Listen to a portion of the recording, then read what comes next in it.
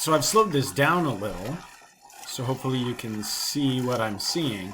But overall, I think you look really smooth. I assume your swim times are pretty darn good. Your kick looks coordinated with your body, and your body position looks good.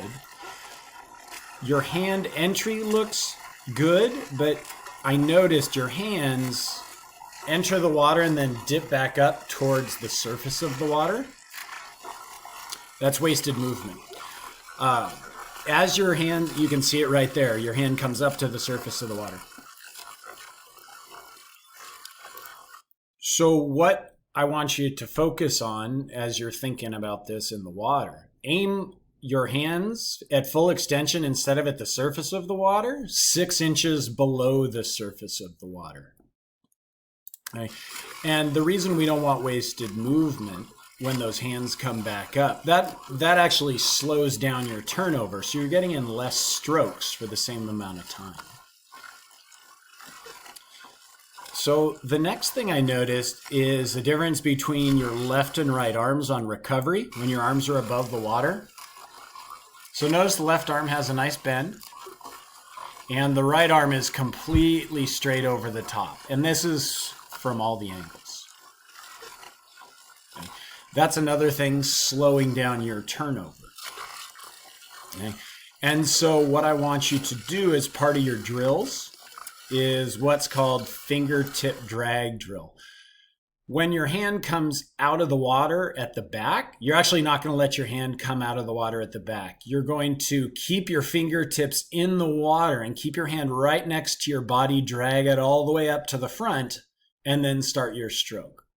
That's obviously not how you're going to swim in a race or even in training, but that's a good drill to teach you to keep your hands a little bit closer, and that's really going to speed up your recovery, increase your stroke rate, increase your speed without increasing your effort, which are all good things.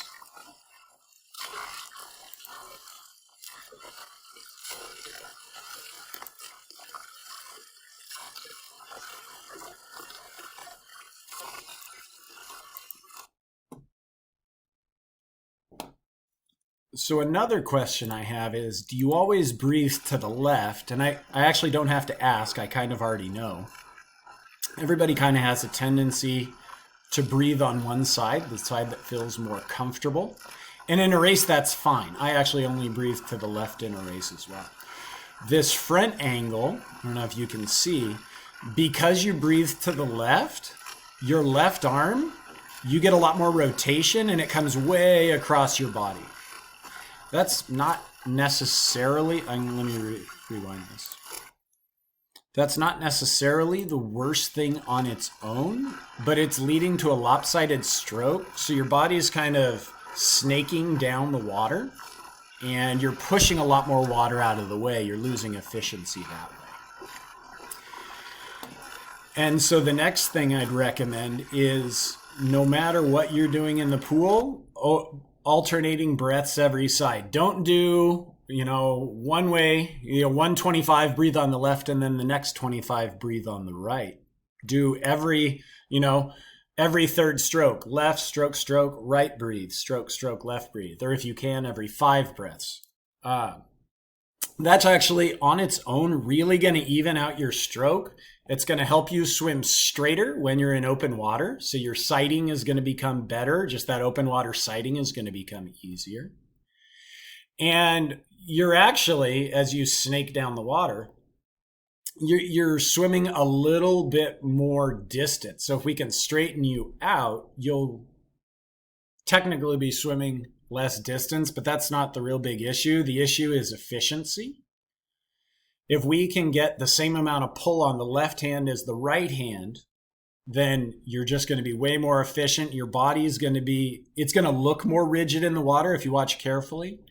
Your body sways left to right down that center line instead of just a nice rotation down the center line.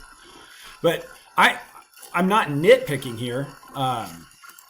You have a very smooth stroke. A lot of people would be very happy with what you're doing if they could do that. Oh, that's not what we want. We can see the same thing from the back here. I don't know if you can see yourself wiggling a little left to right. This is full speed, obviously. You have a nice turnover. You can, let's rewind that again. You can see the same thing from the back with that left arm, nice quick recovery, and that right straight arm. Okay. So how the heck are you going to start breathing on both sides if that's not comfortable? And I would say, you know, go ahead and try it. As you're swimming, I was always taught, breathe out of your armpit. As you take a stroke, let your chin follow your shoulder and try to breathe out of your armpit. There's actually a pocket of air there as you're moving. It's gonna be there. You just kind of have to trust it. If you don't quite trust it, that's fine. Put both hands on the gutter of the pool and just stroke back, and try to take your breaths that way. When you're in the pool, try to get it so that one goggle is still in the water and the other goggle's out of the water along with your mouth. And just try to get that feeling about where your head needs to be. That's all I got. You know, your stroke looks really good. I'd like to see some underwater video. So we could see a little, oh, where'd we go? So we could see a little bit more, but yeah, I think you look really smooth. I can't wait to hear about your progress.